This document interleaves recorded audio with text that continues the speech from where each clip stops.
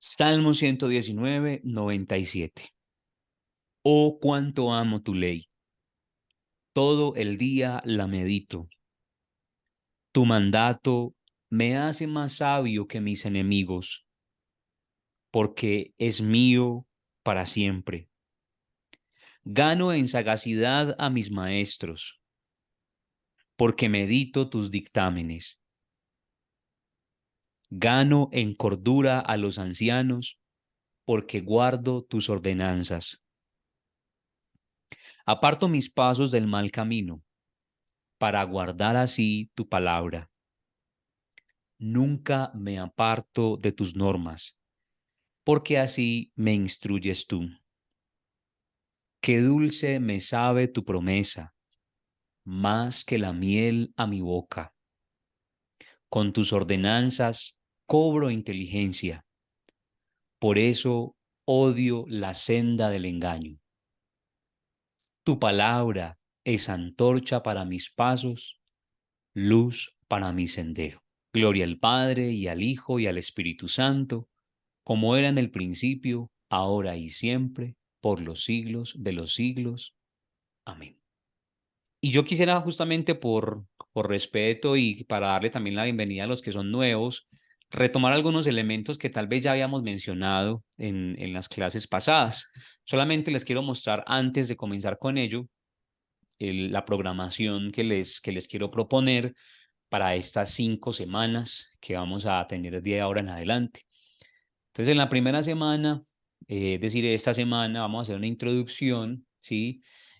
Vamos a tratar de descubrir para qué, para qué leer la palabra de Dios, ¿sí? A manera de introducción y también de motivación. Cómo la palabra nos invita a entrar en ella, ¿sí? ¿Para qué tenemos que leer la palabra? Y esto también lo vamos a tratar de aprender y es cómo nació la Biblia, ¿sí? Y vamos a tratar de sacar algunas consecuencias del hecho de cómo se escribe la palabra, ¿cierto? Por lo regular, la metodología que yo manejo es, doy algunos elementos, digamos, técnicos o teóricos y trato de dar también algunos elementos que tengan que ver como con nuestra vida y nuestra fe, ¿cierto? No solamente se trata de estudiar sino también de aprender cosas para la vida y para la fe, ¿cierto? Entonces, algún elemento teórico y sobre todo una reflexión también que sirva para la vida. La segunda semana, es decir, dentro de 8 días, pues se me ocurrió ponerle como este subtítulo, aprendiendo a leer, ¿cierto? Y es como qué herramientas tenemos para desmenuzar. Y cuando uno predica la palabra, la gente le dice a uno, Andrés, pero ¿y a qué hora voy a poder yo desmenuzar la palabra de esa manera? Le dicen a uno así. ¿Cuándo voy a aprender? Pues claro, vamos a tener algunas herramientas para que sea cada vez más sencillo y todos tengamos como la posibilidad también de ir desmenuzando, disfrutando y sobre todo saboreando la palabra.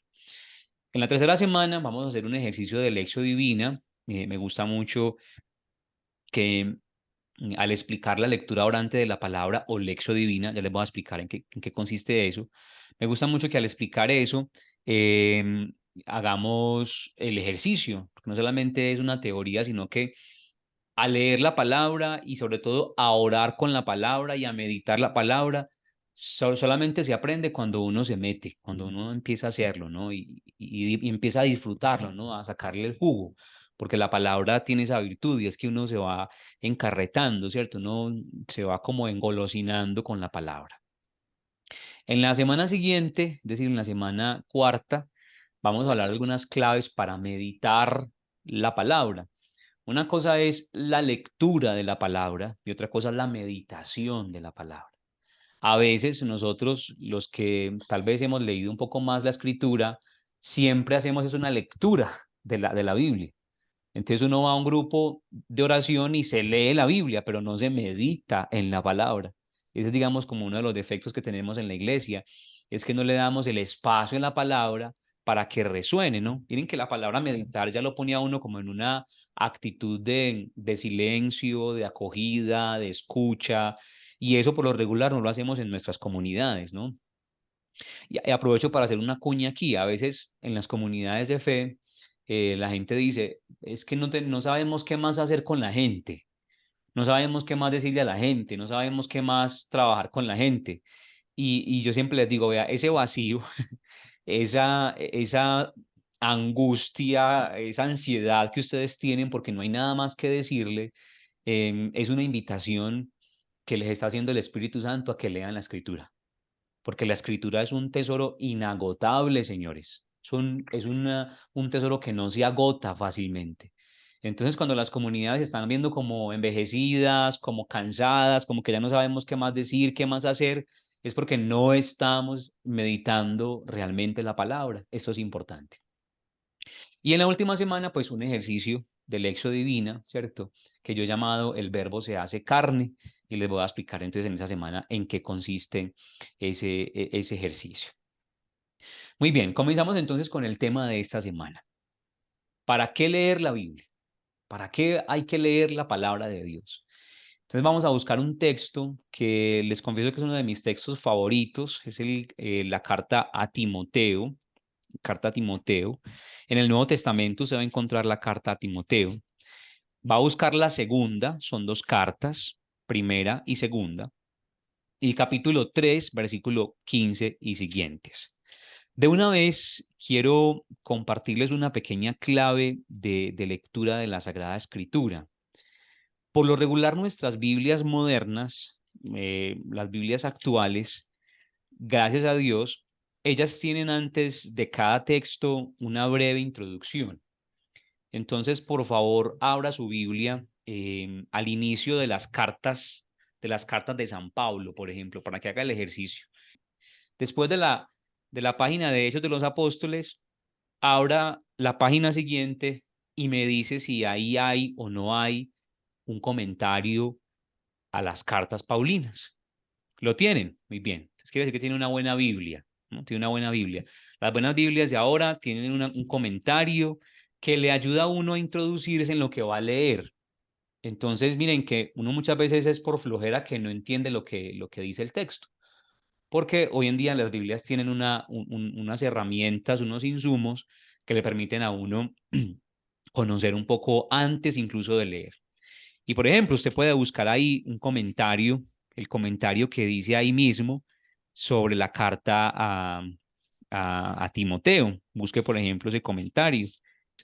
¿Qué dice, por ejemplo, esta introducción? Dice, son dos epístolas dirigidas a Timoteo con la cual, con la, perdón, a ver, las dos epístolas dirigidas a Timoteo con la dirigida a Tito forman un conjunto que desde el siglo XVIII se califica como epístolas pastorales. Entonces ya estamos aquí con un elemento interesante.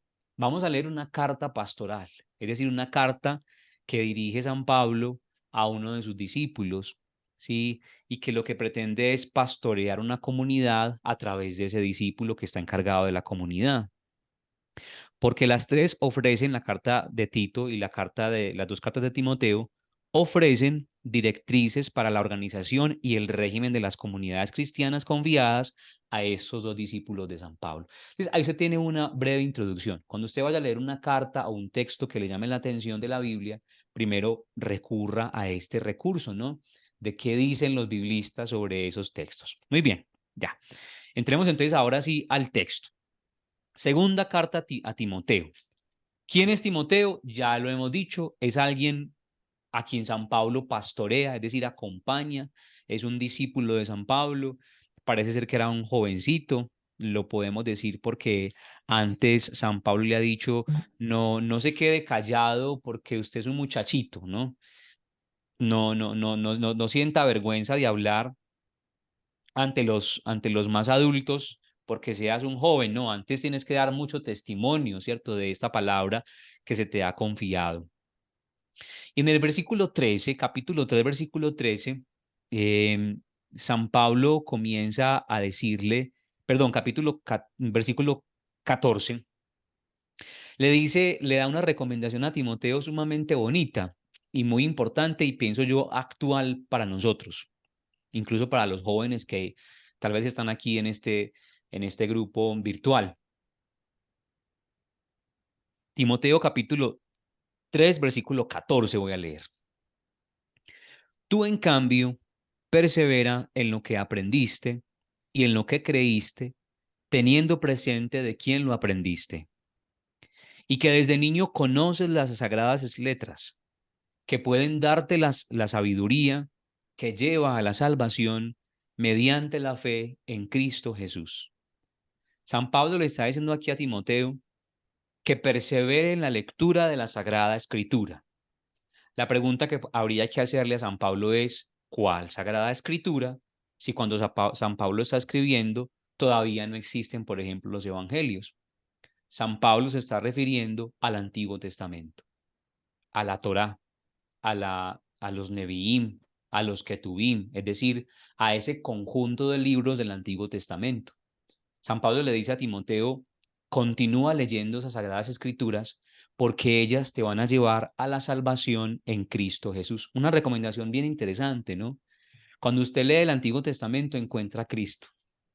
Y a veces cuando leemos el Antiguo Testamento nos da como susto, ¿no? Que son unas cosas tan raras, que ese es el lenguaje tan extraño. Pues San Pablo le dice justamente a Timoteo que recuerde que allí también va a encontrar a Jesucristo. Y el mismo Jesús lo dice también en San Juan. Le dice a los escribas, escudriñen las escrituras porque ellas hablan de mí.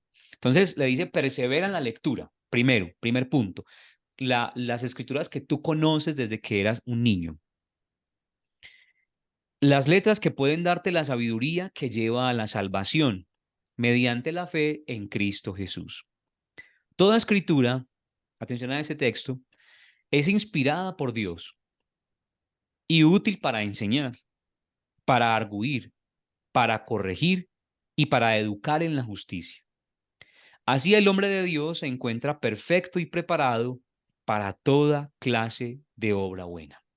Palabra de Dios, te alabamos, Señor. Aquí está entonces este texto en el que San Pablo le hace una recomendación muy interesante y sumamente actual, como les decía al principio, a su discípulo Timoteo. ¿Qué es lo que le dice? Primero, continúa estudiando y leyendo las sagradas letras. O sea, es un hombre que conoce sin duda desde muy pequeño la Sagrada Escritura, porque en la tradición judía, la lectura de la palabra, la lectura del Antiguo Testamento, era algo obligatorio para todo varón. Es decir, el conocimiento de las sagradas letras era una regla de la religión judía, ¿no? Había que leerla, había que conocerla, incluso había que aprendérsela de memoria. Y le dice, persevera en ese estudio. Y después le dice, ¿por qué es importante leer esa palabra? ¿Por qué es importante conocer la Sagrada Escritura? Entonces, ¿qué le dice? Le dice que hay un objetivo de la lectura de la Sagrada Escritura.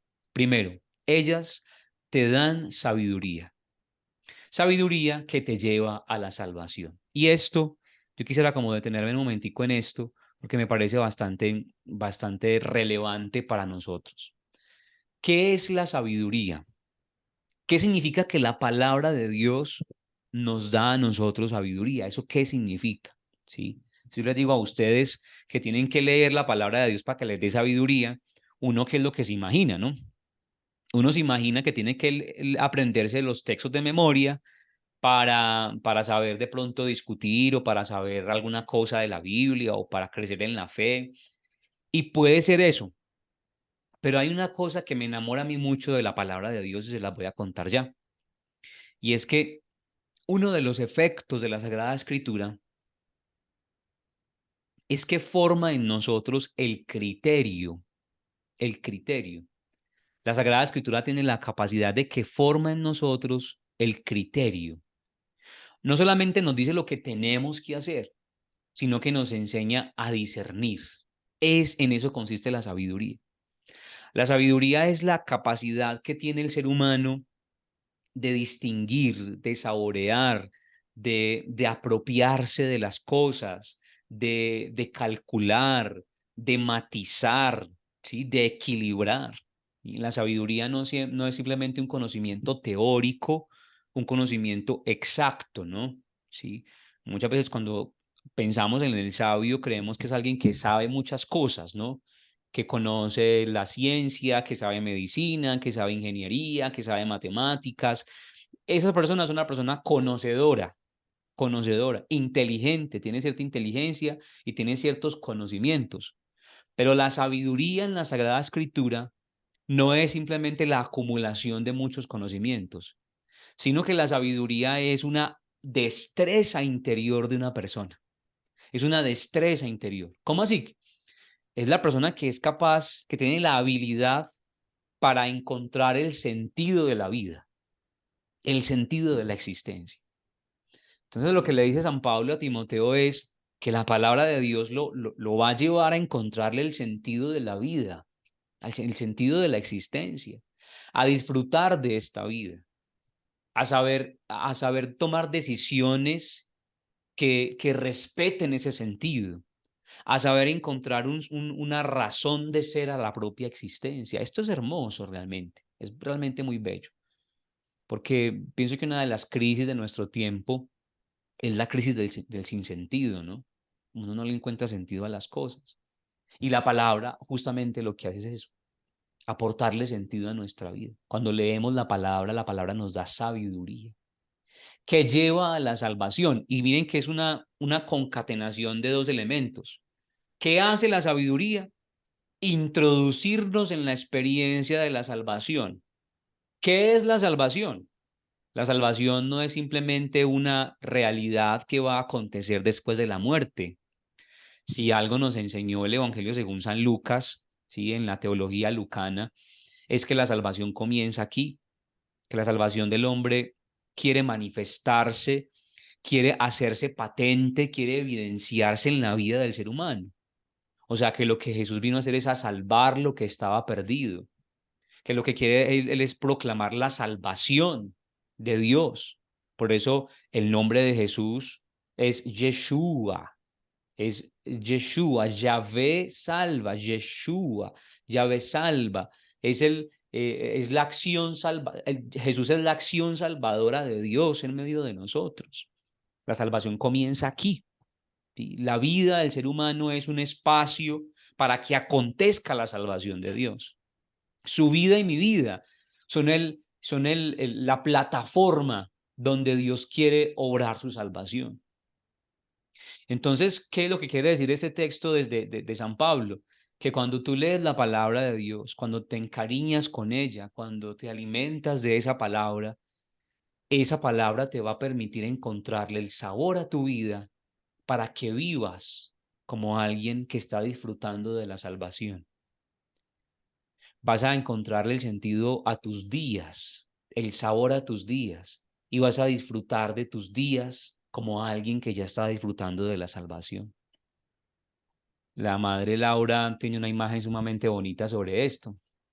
Madre Laura Montoya decía que cuando ella leía la Sagrada Escritura se sentía muy deleitada y ella decía algo sumamente bonito. Decía que cuando leía la palabra se sentía como un niño cuando le entregan un pote de mermelada o de miel. Entonces ella decía, las palabras de la Sagrada Escritura como que me las engullo, como que me empegoto con ellas. Un niño usted le da un pote de mermelada y se vuelve nada con ella, y es porque quiere como comerse todo eso y disfrutarlo. Y así decía Madre Laura. Yo me siento así, como disfrutando de un manjar que me iban a dar después de la muerte. Eso decía la Madre Laura. Cuando leo la palabra me siento disfrutando de un manjar que me iban a dar después de la muerte y me lo estoy comiendo ya, decía ella, me lo estoy comiendo ya. Entonces, miren, el objetivo de leer la palabra justamente es que todos encontremos el sentido de la vida y que tú le preguntes a Dios qué quiere de ti, qué te está pidiendo o qué debes hacer, qué camino debes tomar y que logremos discernir la vida desde la palabra sería, yo pienso que eh, el punto de llegada.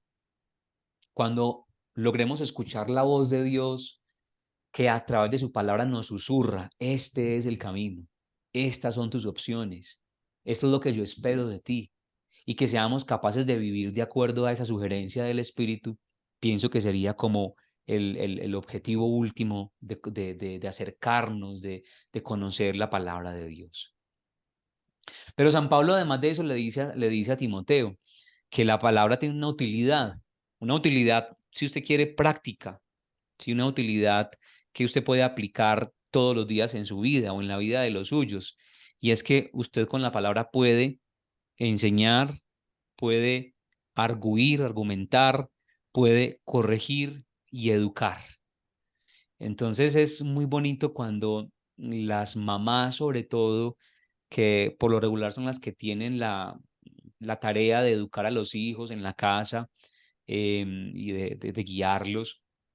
Cuando una mamá conoce la palabra y comienza a saborear la palabra, en su educación comienza a transmitir esa sabiduría de la palabra. Entonces, cuando usted y yo nos acercamos a este conocimiento de la palabra, podemos enseñarle a los otros, ¿no? Y cuando hayan dudas en la comunidad, cuando hayan dudas en la casa, cuando hayan dudas, usted puede resolver, decirle, vea, hagamos esto, porque esto es lo que dice la palabra.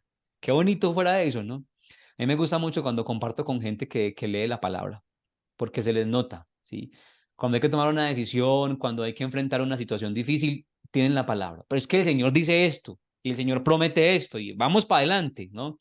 Eso es porque ya han leído la palabra, y no solamente la han leído, sino que ya la tienen interiorizada en su código genético. Entonces ya son capaces de enseñar, de argumentar, de corregir y de educar.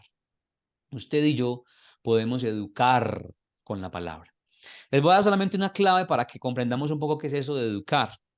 Usted puede abrir el libro de los Proverbios. Abra el libro de los Proverbios en este momento si quiere. Proverbios hace parte justamente de ese conjunto de libros de la sapiencia, ¿no? El pueblo de Israel y los pueblos antiguos son pueblos como los nuestros también. En nuestros pueblos también hay una sabiduría popular. Ellos tenían una sabiduría popular, ¿no? Y entonces, vuelvo y les digo, la sabiduría no es simplemente una acumulación de conocimientos, sino que la sabiduría tiene sentido tiene sentido en la medida en que sirve para vivir, ¿sí? La sabiduría no es buena, no es importante en sí misma, porque se sabe mucho, porque se conoce mucho, sino que es importante porque nos enseña cómo vivir. Y de eso hacen parte los proverbios, por ejemplo. Entonces, usted puede abrir los proverbios y va a encontrar ahí la sabiduría popular de pueblos milenarios, no solamente del pueblo de Israel. En los proverbios también hay sabiduría de otros pueblos antiguos, ¿no? Los biblistas que son muy disciplinados se han dedicado, por ejemplo, a encontrar este proverbio de dónde viene, quién lo escribió, quién lo desarrolló, de qué pueblo viene, a qué corresponde, a qué es. Y uno encuentra ahí sabiduría milenaria, ¿no? Entonces, por ejemplo, miren, aquí abrí al azar, capítulo 17 de Proverbios, versículo 11. El rebelde solo busca peleas, le enviarán un cruel mensajero. Una forma muy sentenciaria de decir que el rebelde termina siempre mal, ¿no? Como yo le digo a mi hijo, a Francisco, mi amor, no sea rebelde, que uno rebelde sufre mucho en la vida. Se lo digo por experiencia. No sea rebelde, que uno rebelde sufre mucho en la vida. No sea rebelde, sea dócil. Hay una forma de enseñarle sería esta, si aquí dice, miren lo que dice la palabra, mi amor, el rebelde solo busca peleas, le enviarán un cruel mensajero, es decir, siempre va a recibir malas noticias, siempre va a recibir castigos. Y así, una forma de educar. Si usted puede, por ejemplo, con los niños, cuando esté por ahí descuidado, decirle, amor, venga, leamos un proverbio, a ver usted qué entiende de esto. Es una forma de catequizar y de guiar y de educar. San Pablo dice que la escritura es útil para la salvación, para encontrar la sabiduría que nos lleva a la salvación y además de eso es útil para enseñar, para argumentar, para corregir y para educar. Cuando usted y yo nos acercamos a este mundo maravilloso de la Sagrada Escritura, nos vamos capacitando para toda obra buena. Es lo que quiere el destino final, digamos, la condición que busca la palabra en nosotros al alimentarnos es prepararnos para toda obra buena. Es muy bonito esto. ¿Qué significa que la palabra nos dispone para toda obra buena? Lo que les decía al principio, que regala criterio. La palabra nos enseña el criterio de acción, ¿sí? No, no simplemente nos dice lo que tenemos que hacer, sino que nos regala el criterio, ¿no? Una cosa es que usted le diga a su hijo, me llega a las 10 de la noche máximo. Eso es lo que tiene que hacer. Y otra cosa es que usted le enseñe a su hijo el criterio de autocuidado, de quererse, de amarse a sí mismo. Mi amor, estar en la calle por allá a esta hora es peligroso, entonces cuídese, cuídese. En la noche solamente va a encontrar borrachos, drogadictos y malas cosas, entonces yo te sugiero que llegues temprano. Eso es formar criterio. Eso es lo que hace la palabra. La palabra no simplemente nos dice lo que hay que hacer, sino que nos enseña el criterio de acción. Amen a los otros, oren por los que los persiguen, ¿sí? No te está diciendo ore por esa infeliz o esa infeliz que le... No, dice oren por los que los persiguen. ¿Y quiénes son los que me persiguen? Pues ese que me cae tan mal, ese que no me aguanto, ese que me ha hecho daño. Ahí está. Es formar el criterio para que estemos preparados para toda clase de obra buena. Eso es lo que quiere el Señor de nosotros. Esto como una breve introducción también para motivarlos a que no se queden simplemente con lo que aquí podemos trabajar, pues porque es un espacio muy corto, es una hora a la semana. Cada uno elija un libro de la Biblia, comience a leerlo, comience a dejarse fascinar por la palabra. Yo les aseguro que es fascinante. Cuando yo tenía como unos 15 años, creo que incluso menos, 14 años tal vez, fue a mi parroquia un seminarista y nos contó una historia del Antiguo Testamento. Nos habló de la historia del rey David, tal vez usted la recuerda, ¿no? La historia del rey David con Jezabel. Y entonces yo recuerdo que ese día yo quedé tan fascinado con la palabra. Y yo decía, qué bonito y qué interesante todas estas cosas y qué significarán.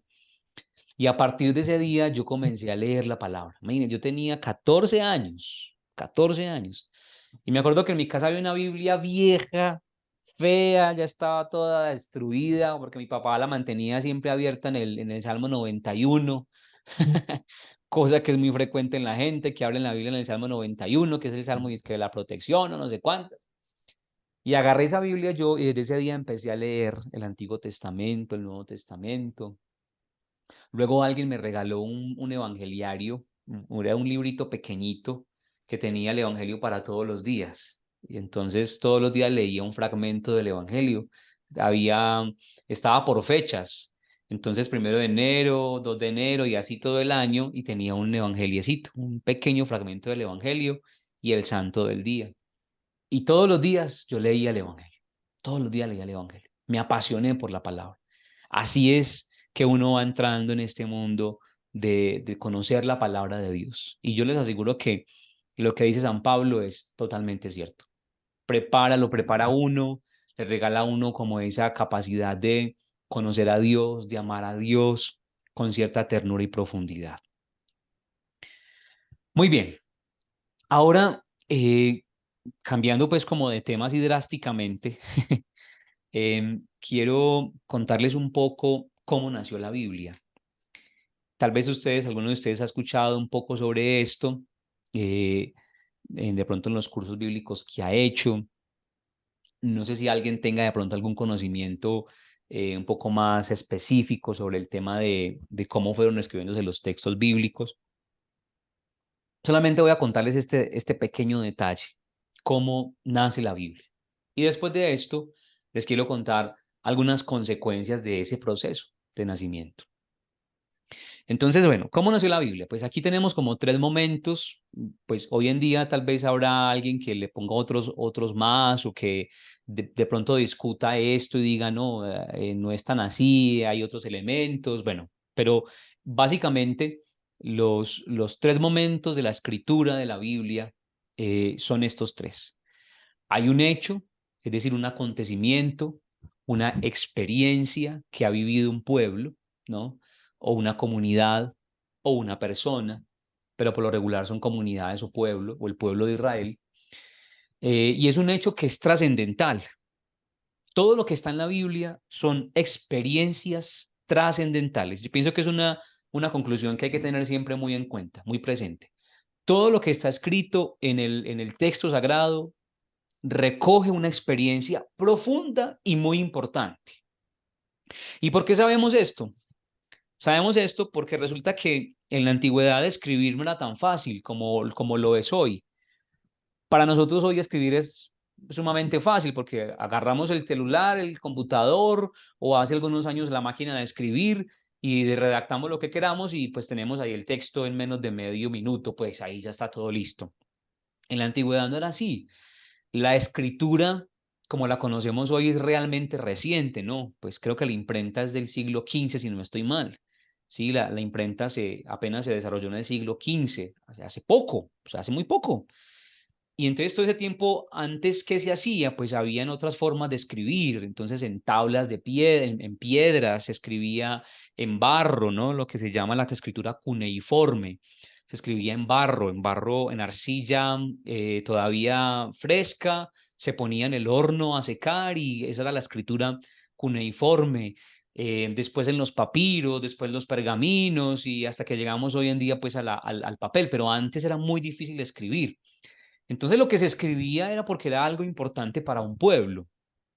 O sea, lo que se dejaba por escrito era algo sumamente trascendental. No todo loco escribía, además porque no todo el mundo sabía escribir, ¿sí? La escritura no era un ejercicio de todo el mundo. Entonces, ¿qué es lo que se escribe? Algo que es realmente importante. Y por eso es que eh, toda la Biblia goza de una riqueza impresionante porque es la voz de un pueblo que desde hace muchos años nos está diciendo esto es importante conocerlo porque aquí actuó el Señor. Cuando llegamos a la Biblia, cuando abrimos la Biblia, ¿qué nos encontramos?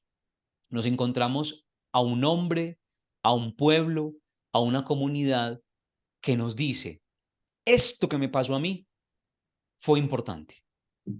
Esto que vivimos como pueblo fue muy trascendental. En esta realidad de mi vida obró profundamente Dios. En esto que vivió Abraham, en esto que vivió Jacob, en esto que vivió José, en esto que vivió Isaac, Dios obró de manera portentosa y es importante conocerlo. Entonces, lo primero es el hecho. Es un hecho importante, algo trascendental para, para la comunidad o para el pueblo. Luego, y esta es una etapa que duró muchísimos años y mucho tiempo, y es la tradición oral. Los pueblos antiguos y de manera especial los pueblos orientales tenían tenían una memoria especial y digamos como que en una estima profunda el tema del recordar, del memorizar, del narrar, del contar. Entonces, eh, los acontecimientos importantes de la vida de Jacob, de Abraham, de Isaac, fueron conservándose a través de tradiciones orales. Entonces la Biblia empezó siendo una narración, empezó siendo un relato, empezó siendo un tesoro que se transmitía de generación en generación. De ahí viene la palabra tradición, ¿no? Que es como compartir, que es como pasar de uno a otro. Entonces, ¿qué fue lo que pasó? Que una experiencia importante, pues hay que contarla, ¿no? Como los papás que a uno le contaban las historias, ¿no? Y me pasó esto, y viví esto, y sufrí esto, y no sé cuántas. Entonces uno le va pasando eso a los hijos y va contando eso a las personas, y eso se va quedando en la mente y en el corazón de las personas, lo más importante. Así, por ejemplo, los evangelios, ¿no?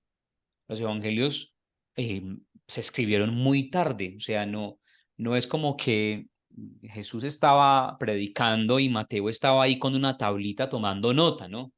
Hay una serie, hay una serie que es muy bonita, se llama Chosen, que pronto la pueden encontrar en Netflix, creo que está en Netflix. Es una serie muy bonita sobre Jesús y sus discípulos, yo la recomiendo mucho, pero le critico varias cosas y entre lo que le critico es esto, que hacen un esfuerzo por demostrar que Mateo estaba escribiendo todo lo que Jesús dijo al pie de la letra.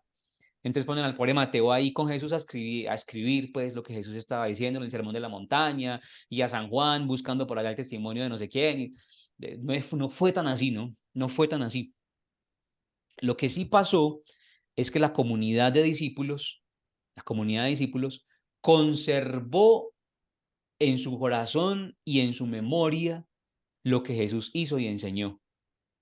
Y esto le da aún mayor profundidad a la palabra, al Nuevo Testamento.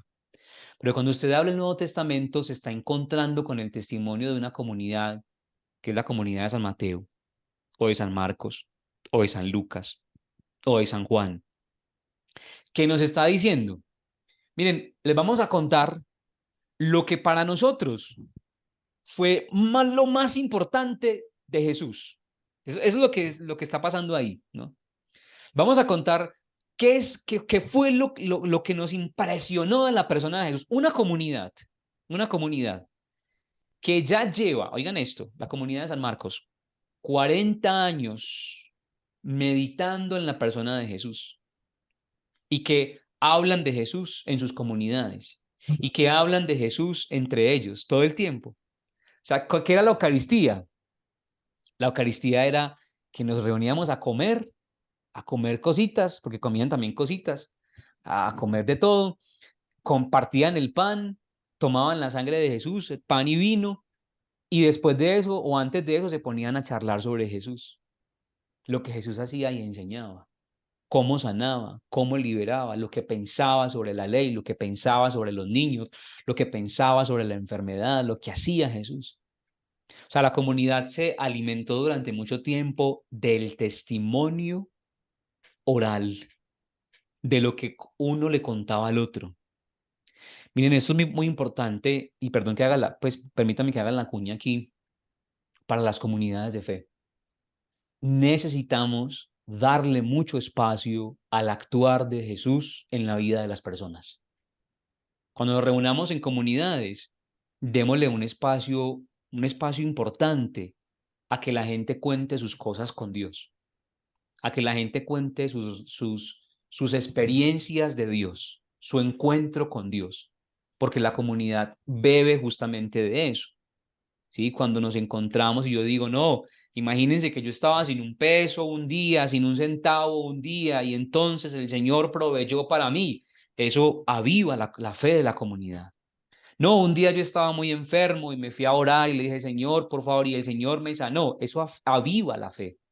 Pues las comunidades se alimentaron durante mucho tiempo de la tradición oral.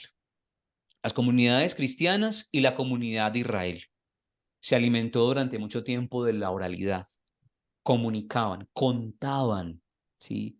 Que sea esto, por ejemplo, una motivación a que seamos más comunicadores del actuar de Dios, que seamos más, sí, eso, más comunicadores de lo que Dios hace. Usted y yo comunicamos todo el tiempo en redes y en YouTube y en Facebook y en Instagram y en TikTok, un montón de tonterías, un montón de cosas insignificantes, superficiales. ¿Y qué tal si usted un día graba un video contándonos cómo el Señor a usted lo sacó de la adicción, cómo lo sacó de la depresión, cómo el Señor obró en su vida, cómo hace el Señor grandes cosas en su casa, pequeñas cosas, grandes cosas en su casa? Eso alimenta la fe. Ese es el contar la fe, ¿sí? Las comunidades crecen mucho cuando contamos nuestra experiencia de fe. Y luego de toda esa experiencia, de toda esa tradición oral o de toda esa oralidad que alimentaba la fe de la comunidad, hubo un momento en el que se hizo necesario escribirlo. ¿Cuál fue el momento, por ejemplo, de la comunidad cristiana? Cuando los apóstoles, los testigos oculares, comenzaron a desaparecer. Entonces, la premura de la comunidad era ver que los testigos oculares, es decir, los que habían estado con Jesús, que habían caminado con él, que habían sido testigos directos de lo que él hacía, estaban desapareciendo. Entonces, no tenemos que dejar por escrito lo que se dice de Jesús y poner el testimonio por escrito para condensarlo. La comunidad judía también tuvo sus momentos de escritura eh, fuertes e importantes.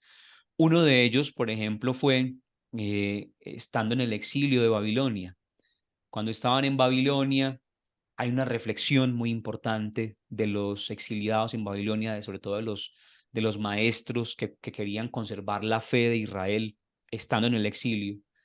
Y entonces se hacen la siguiente pregunta: ¿por qué estamos aquí en Babilonia? ¿Por qué estamos aquí exiliados en esta situación tan horrible, tan difícil? ¿Qué fue lo que nos pasó? Entonces comienzan a decir, no, fue que faltamos a la alianza. ¿Y cuál alianza? Entonces comienzan a escribir muchas cosas, ¿no? Y a tratar de reflexionar en torno a por qué van al exilio, ¿no? Y se dan cuenta que cada vez que Israel termina mal, cada vez que Israel tiene que sufrir, el problema ha sido que han faltado la alianza con el Señor, que han confiado en otros dioses o en otros pactos o en otras alianzas y han dejado de lado la alianza con Dios.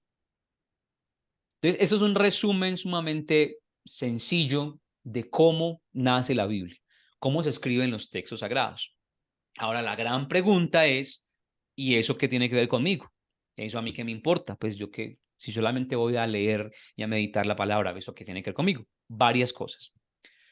Primero, primer elemento, y es que esto nos ayuda, bueno, la importancia práctica del origen de las Sagradas Escrituras. Importancia práctica. ¿Por qué es importante esto? Primero, porque nos permite de una vez determinar que la Biblia no cayó del cielo.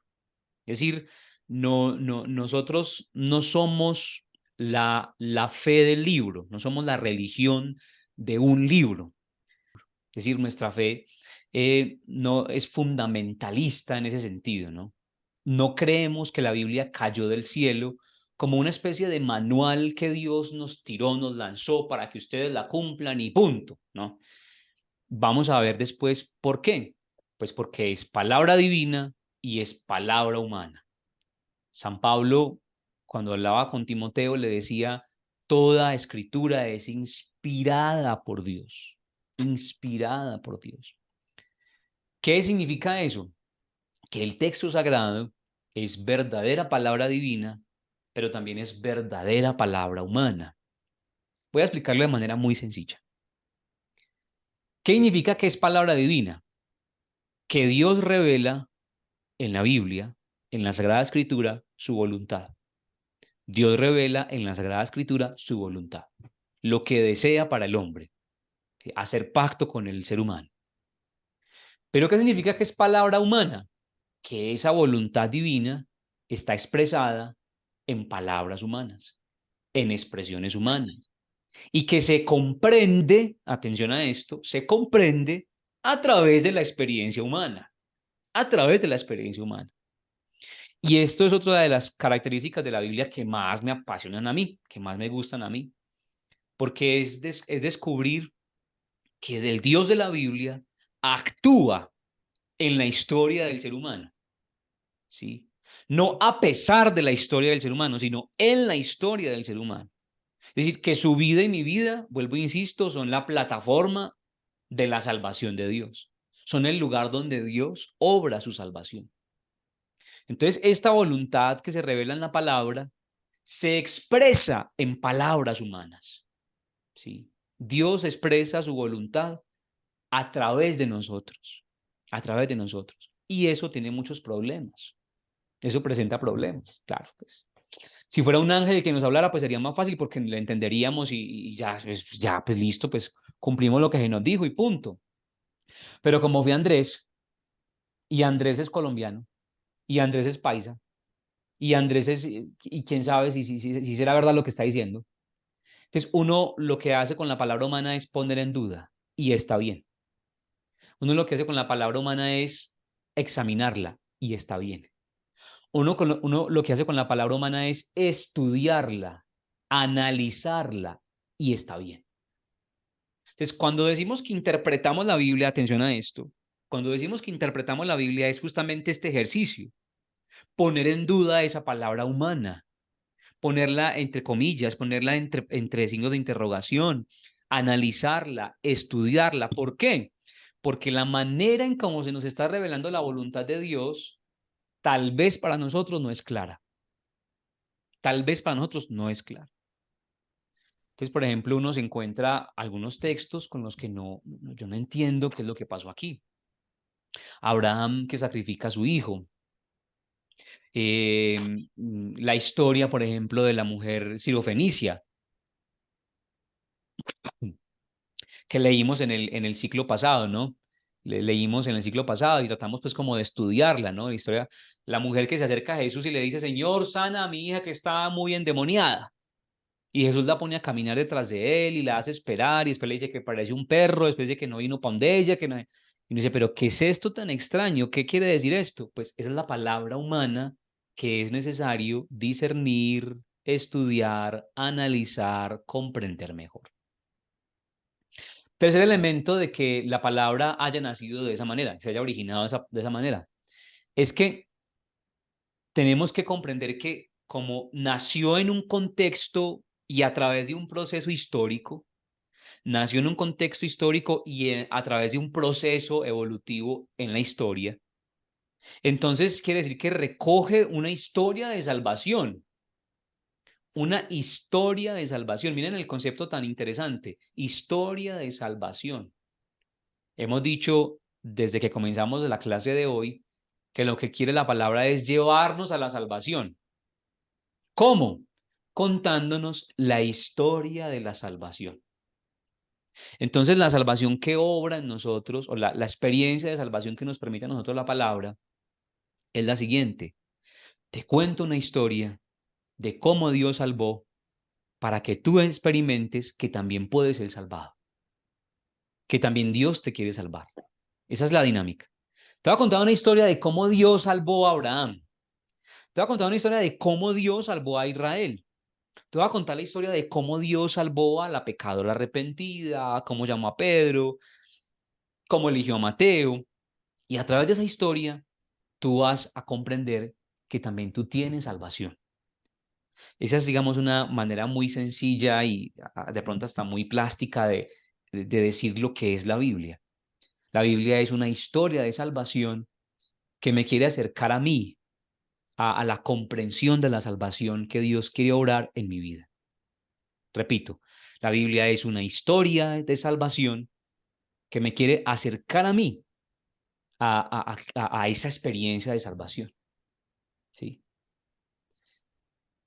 Y tercero, pues se recoge una sabiduría milenaria. No solamente se trata de una historia, sino de toda una sapiencia humana que es sumamente valiosa para nosotros. Es una experiencia humana que tiene un valor importantísimo para cada uno de nosotros porque nos pone, digamos, como ante ese panorama panorama sumamente abierto de, de la sabiduría, de la sapiencia de hombres y mujeres de la antigüedad.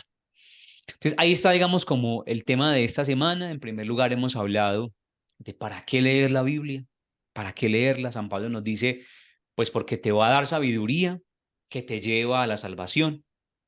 Y luego descubrimos cómo nace la Biblia. Y descubrimos que la Biblia nace como una historia de salvación, es decir, como un contar la vida de las personas y contar cómo en esa vida Dios se ha manifestado y ha salvado. ¿Para qué?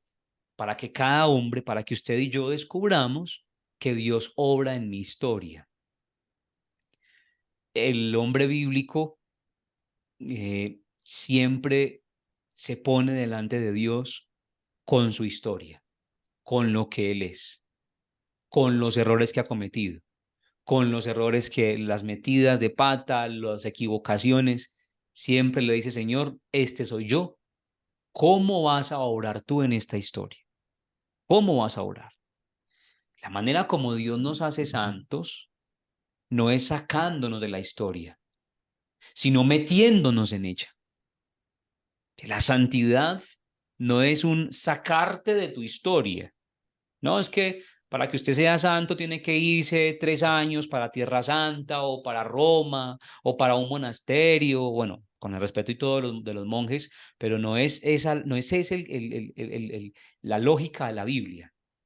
La Biblia lo que dice es que Dios te introduce en la historia. ¿Para qué? Para que tú asumas la historia como la asumió el mismo Jesús. Esa es la lógica de la encarnación. El documento del Concilio Vaticano II, Dei Verbum, dice justamente que cuando interpretamos la Biblia tenemos que interpretarla a la luz de la encarnación. ¿Qué significa eso? Que Jesús se encarnó en esta historia para que el hombre viva. Que lo que hizo Jesús fue encarnarse en esta historia para que la historia del ser humano sea redimida. La historia del ser humano. Cuando usted abre, por ejemplo, el Evangelio según San Mateo, se encuentra con un montón de nombres todos raros del Antiguo Testamento. Abraham engendró a Jacob, Jacob engendró a no sé quién, y comienzan a contar uno por uno las generaciones del Antiguo Testamento. Todo eso para decirnos, para llegar a Jesús. Todo eso para decirnos qué es lo que hace Jesús en la vida del ser humano. ¿Qué es lo que hace Jesús en la vida del ser humano? Salvar la historia. El libro de Mateo, el Evangelio según San Mateo, comienza diciéndonos, Jesús vino a esta historia a salvarla. ¿Cuál historia? La suya y la mía. La suya y la mía. Por eso cuando leemos la palabra de Dios, nos alimentamos de esas experiencias de salvación que pueden ser también las nuestras, ¿cierto? Y por eso es importante conocerlas. ¿Cómo salva Dios? ¿Cómo salvó Dios antiguamente? ¿Cómo salva hoy Dios también mi vida? Gloria al Padre y al Hijo y al Espíritu Santo, como era en el principio, ahora y siempre, por los siglos de los siglos. Amén.